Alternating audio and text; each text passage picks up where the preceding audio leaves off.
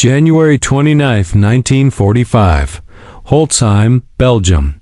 A bleak winter afternoon cloaks the battered village in silence, but beneath the snow, history is preparing to erupt. First Sergeant Leonard Funk, a man forged in the fires of war, edges around the corner of a battered farmhouse, only to freeze in his tracks. Before him, 90 German soldiers, many already gripping rifles, others hastily arming themselves. 4 American G's kneel in the snow, hands bound behind their heads, surrounded by the enemy. 20 minutes earlier, these Germans were prisoners captured in a fierce battle and left under the watch of only 4 exhausted American guards. Now, the tables have turned. The guards have been overpowered. The Germans, once captives, are now an armed force preparing to assault Funk's scattered company from the rear. But to understand how Leonard Funk arrived at this moment, a heartbeat away from annihilation, we must go back to a different time, a different battlefront. August 27, 1916. Braddock Township, Pennsylvania. Steel country. Leonard grew up in the shadow of furnace smoke, laboring from a young age to help his family survive the Great Depression. By 1934, he had become the backbone of his household, already hardened by responsibility. When war drew closer in 1941, Funk's number came up in the draft. At just 5 inches and 140 pounds, he didn't cut the figure of a typical combat hero. Most expected him to serve behind a desk. Funk had other ideas. He volunteered for the paratroopers, a new breed of soldier, trained to leap from planes and land behind enemy lines where chaos reigned. Airborne training was punishing. 5 weeks of relentless drills, grueling physical tests, and nerve-shredding jumps weeded out the faint-hearted. Funk persevered, earning his jump wings and a post in Company C, 508th Parachute Infantry Regiment. By late 1943, his unit sailed for England, joining the legendary 82nd Airborne Division veterans of Sicily and Italy. Funk, though older than many of his comrades, possessed something rare, a cool-headed maturity and quiet authority that inspired trust. As D-Day approached, Funk's leadership saw him promoted first to squad leader, then acting executive officer.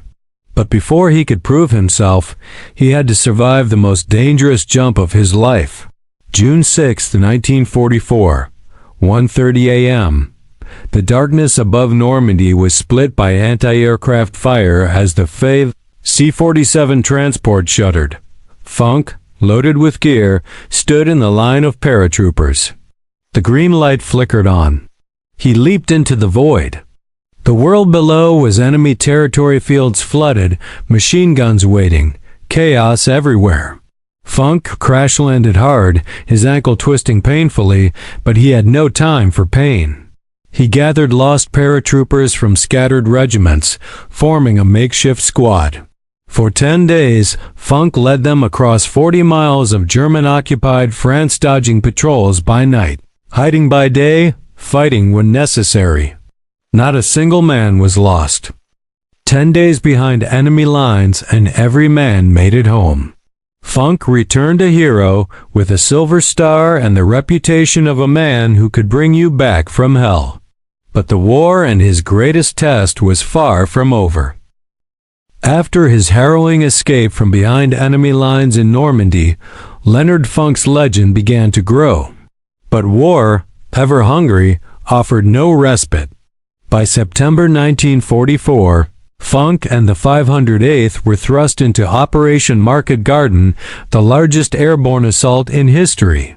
The objective: secure a chain of bridges across the Netherlands to punch into Germany's heart by Christmas. The sky was thick with parachutes, 35,000 Allied soldiers plunging into the unknown. But what should have been a swift victory devolved into chaos. German resistance was fierce, and the operation's ambition soon revealed its deadly flaws. In Arnhem, the British 1st Airborne was decimated, surrounded by elite panzer divisions. Only a fraction made it out alive, a bridge too far, now a warning carved into history.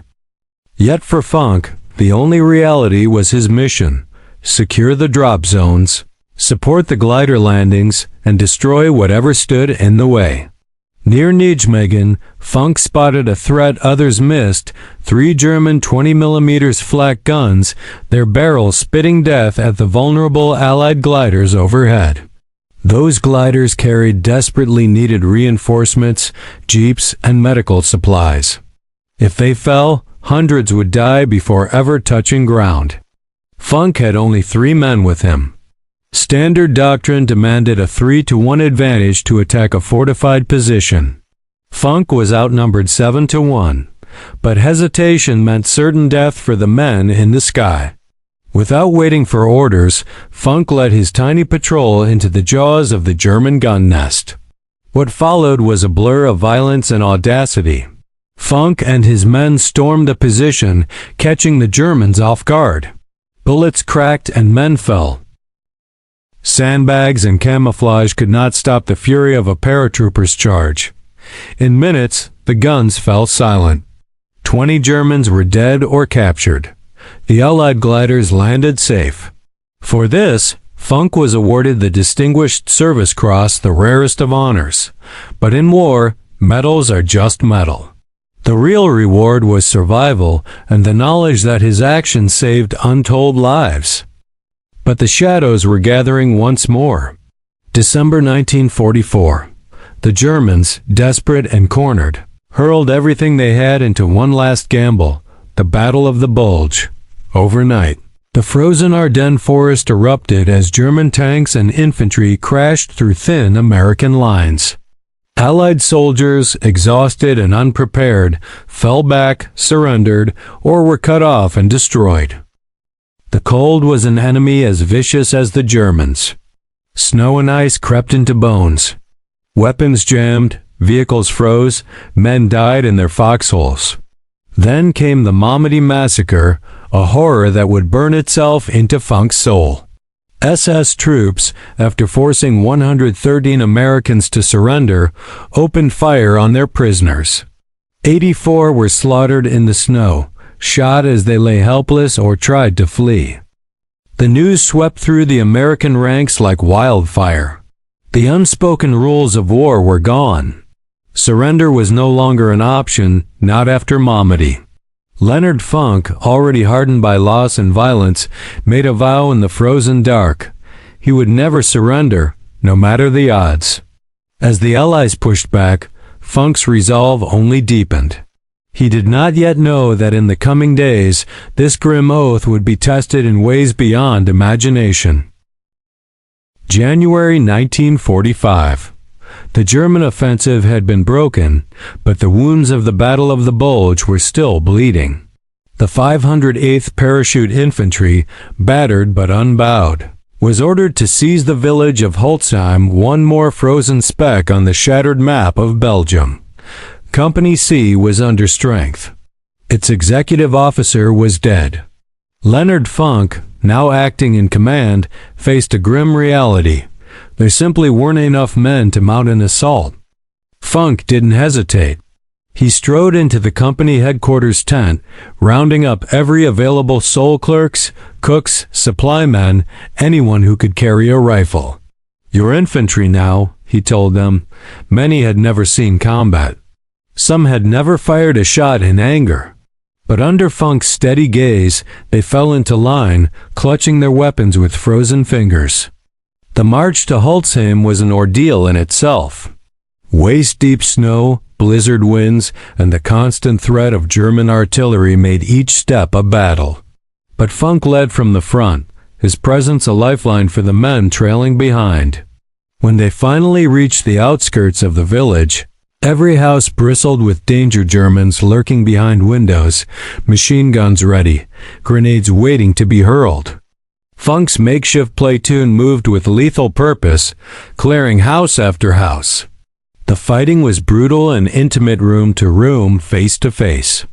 Yet, against all odds, they emerged victorious. Not a single American life lost. 30 German prisoners were captured, and another unit soon corralled 50 more. The captives, 80 in all, were herded into the snowy yard of a battered farmhouse, watched over by just 4 exhausted guards. There were no extra hands to spare. The village still hid pockets of resistance, and every able-bodied man was needed elsewhere. Funk left strict orders. Hold them here. Reinforcements will come. He turned his back on the farmhouse and headed into the village, unaware that the real danger was creeping up behind him. In the swirling snow, a German patrol approached. 10, maybe 20 men, draped in white camouflage that made them nearly invisible against the winter landscape. Before the American guards realized their mistake, it was too late.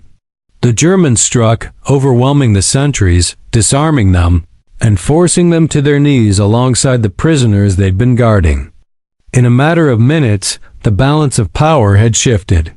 The 80 German prisoners were freed, and together with their rescuers, they became a small Army 90 armed men, organizing rapidly, intent on launching a surprise attack on Company C from the rear. The Americans, scattered across Holzheim, had no idea the jaws of a trap were closing around them. The German officer in command moved with ruthless efficiency, barking orders, positioning machine guns, setting the stage for an ambush that could wipe out Funk's entire company. Unseen, unstoppable, the enemy was preparing to strike. And that's when Leonard Funk, unaware of how the fates had turned, walked around the corner of the farmhouse, straight into the lion's den.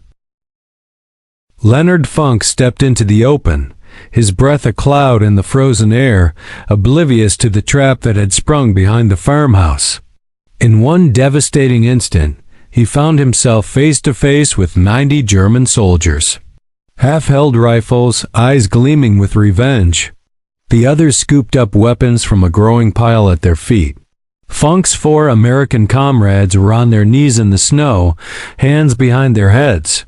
A single desperate glance exchanged before the world seemed to stop. The German officer saw Funk's sergeant stripes and instantly recognized the threat.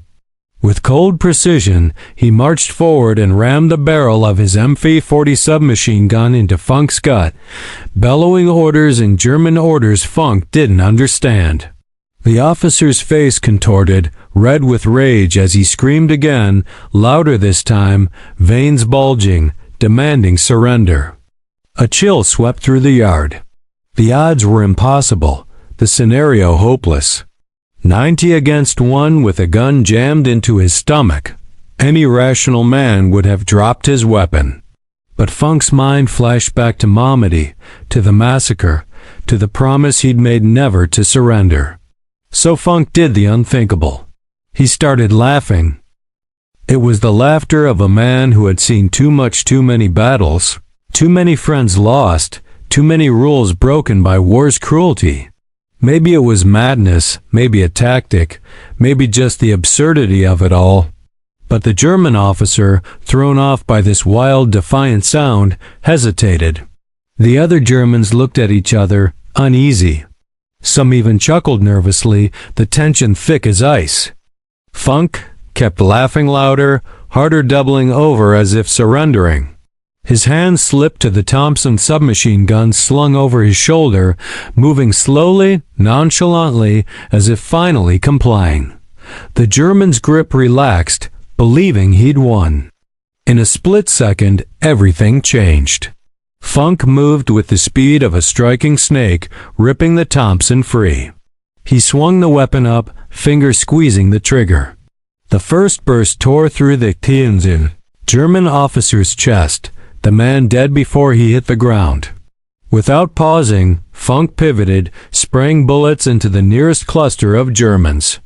Men screamed, fell, blood splattering across the snow. Funk's guards, galvanized by his defiance, scrambled for dropped rifles, joining the fight as chaos exploded. Bullets cracked past Funk's head. One round struck down the American beside him, but he never faltered. He reloaded with the reflexes of a veteran, bellowing at his men, "Pick up their weapons! Fight!" The Germans, caught off guard by the insane bravery, faltered. Some fired blindly, others dropped their rifles, panic overtaking discipline. In the space of 60 heart-pounding seconds, 21 Germans lay dead, 24 more wounded. The rest, over 40, threw down their arms and surrendered, the shock of what had happened etched on every face. The yard was littered with the fallen, steam rising from blood on the snow, the echo of gunfire fading into stunned silence. Funk stood, breathing hard, smoke curling from the muzzle of his Thompson. "That," he muttered, almost to himself, "was the stupidest thing I've ever seen." When the dust settled, Company C rallied, sweeping through Holzheim and capturing the remaining Germans. Funk's actions became legend, his Medal of Honor citation telling of impossible odds, a gun in his stomach, and a refusal to surrender when all hope seemed lost. After the war, Leonard Funk never sought the spotlight. He returned to Pennsylvania, working quietly for the Veterans Administration, helping others navigate the labyrinth of post-war life. He lived, loved, and raised a family, a hero in the truest sense, his story nearly forgotten by the wider world. But for those who know, the lesson endures. True courage is not about strength or stature. It's the split second when, with everything to lose, a man chooses to act, changing the fate of many with a single, defiant laugh.